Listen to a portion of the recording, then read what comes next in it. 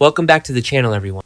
Today is Friday, a beautiful day to dive deep into the absolute chaos of Port Charles. Grab your coffee, or maybe something stronger, because we have a lot of ground to cover and the drama is completely overflowing this. Let's get right into it.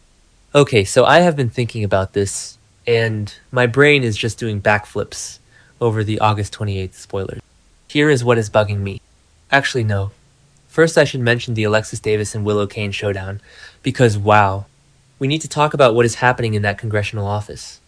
Alexis is absolutely letting Willow have it, and honestly, it is about time. She calls Willow a monster right to her face. Let me just unpack that for a second. Willow, the former cult member who used to be the sweetest school teacher in town, is now being labeled a literal monster by Alexis Davis. I mean, not exactly a monster in the traditional sense, but kind of? Or maybe not. I do not know. Wait, let me back up. Willow has been spiraling for months. She drugged Drew, she has been locked in this ruthless custody war, she was framed for the hit and run, and then she was drugged herself by Jacinda. It is so messy. But Alexis looking at Willow and saying, yes, Drew is a monster, but you are a monster too? That is cinematic gold. Alexis is a fiercely protective grandmother. She is looking at the toxic wasteland that is Drew and Willow's marriage, and she is terrified for Scout. And she should be. But then again, that does not explain why Alexis is bringing Trina Robinson and Kai Taylor into this. Okay, wait, yes, it does. Because Trina and Kai are the ones who know that Willow shot Drew. I think it was episode 12 or 13, somewhere around there when they heard Wiley's ringtone at the scene. Probably does not matter, but I noticed the lighting in Willow's office in the promo was super dark and moody, which perfectly fits this blackmail threat. Alexis is basically holding a loaded gun to Willow's political and personal career. She is telling her that if anything happens to Trina or Kai because of Trina's stalker or whatever else is going on, she will not hesitate to expose Willow as the shooter. It is a monster-on-monster war, and Alexis is playing dirty. I love it. But wait, what if Willow calls her bluff? Willow has nothing left to lose at this. She is backed into a corner in the Quartermaine gatehouse. Which brings me to my next point. Michael Corinthos and Brooklyn Quartermaine. What was I saying? Oh, right. The argument at the Quartermaine mansion. Michael has forced Willow to move back into the gatehouse so he can keep an eye on her and prevent her from fleeing the country with Wiley and Amelia. Brooklyn is having an absolute meltdown about this. She is complaining to Michael that Willow is going to set her sights on Harrison Chase. But here's the thing. Brooklyn is projecting so hard right now. She is terrified. Because Brooklyn is the one who framed Willow for Jordan Ashford's hit-and-run crash. Brooklyn was the actual driver who fled the scene. So when Michael looks at her in the promo and says, if you are that worried about it, maybe Willow is not the problem. He is dropping a massive psychological nuke. Does Michael know Brooklyn is guilty? I mean, probably not. Michael is just trying to defend his own weird control over Willow, or maybe he is just tired of Brooklyn's insecurity. But that specific phrasing? It is weird. Like, really weird. The whole thing is just weird. Michael is essentially telling Brooklyn that her marriage lacks trust.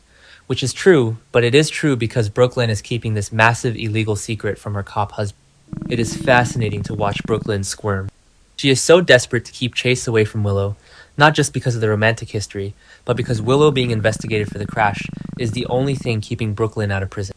If Chase simply abided by her wishes and stayed away from Willow, there would be no issue. Actually, no, that does not make sense either. Chase is a detective. He is going to investigate regardless of what Brooklyn wants. And speaking of Chase, he is meeting with ADA, Molly Lansing Davis. Chase is pushing Molly for details because she apparently has an alternate suspect in the hit-and-run case. Who is the alternate suspect? Is it Brooklyn? Did Molly figure it out? Or is it someone completely random like Jen Sidwell? Sidwell is in Pentonville right now, so maybe they are trying to pin it on his organization. But if Molly's alternate suspect is Brooklyn, Chase is going to have his entire world shattered. Chase always has a blind spot for the women he loves.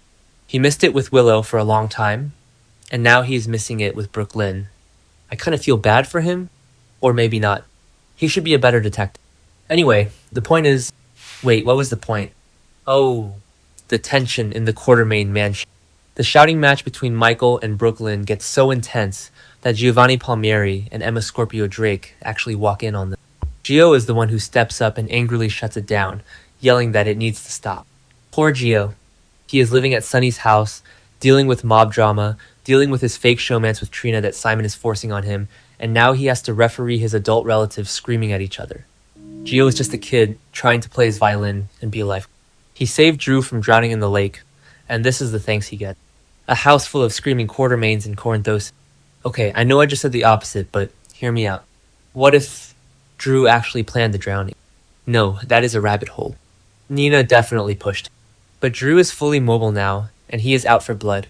The spoilers say Drew is enjoying lunch with Ava Jerome and plotting to remove an obstacle. The obstacle is obviously the blackmail material that Jack Brennan is holding over him.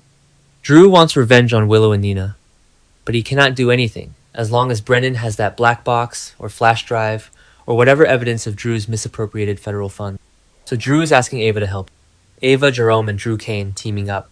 It is an unholy alliance, and I am entirely here for it. Drew wants to rummage through Brennan's hotel room, and he needs Ava to keep Brennan busy. The spoilers hint that Ava might end up drugging Brennan's drink later this week. Ava, Jerome, and Poison Drinks name a more iconic duo. I think it was back in the Silas Clay days she did something similar. Or maybe the Julian Jerome era. I always get her schemes mixed up because there are just so many of them. But Ava drugging Brennan feels incredibly risky. Brennan is the former head of the WSB. You do not just slip a roofie to a super spy and expect to get away with it. But then again, that does not explain why Ava is feeling slighted in Thursday's episode. The spoilers say she feels snubbed. Is she realizing she is just a mere pawn in Drew's game? Ava hates being a pawn. She is a queen on the chessboard, not a pawn.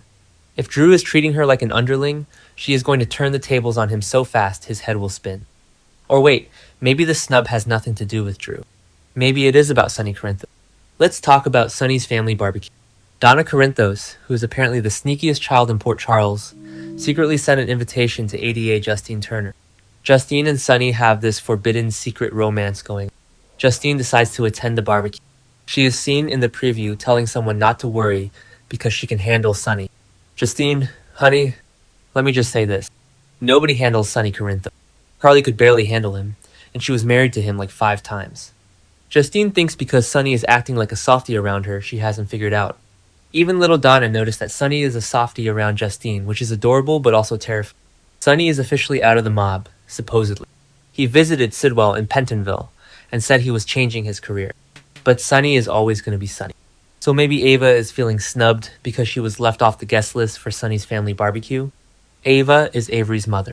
If Sonny is having a family gathering and inviting the ADA, who is prosecuting half the town but leaving out the mother of his child, Ava is going to be furious. That would definitely push her further into Drew's messy orbit. Ava getting entangled with Drew's revenge plot against Brennan and Willow, and Nina is going to backfire spectacularly. I can just feel it. And what is the stunning news that Justine is going to receive? The spoilers say she is in for a shock. Does she find out about Sonny's past crimes?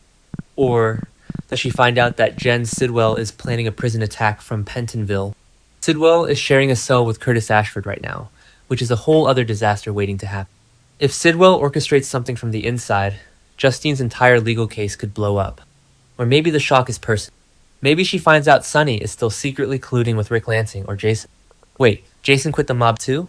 Jason is trying to be a good dad to Danny, but the power vacuum left by Sonny and Jason is massive. Carly had that epiphany a while ago that the false peace in Port Charles is just waiting to be shattered by an unseen enemy. If Justine finds out that her romance with Sonny is putting a target on her back from rival crime syndicates, that would definitely be a stunning shock. It's weird. Like, really weird. The dynamic between Sonny and Justine feels so fragile.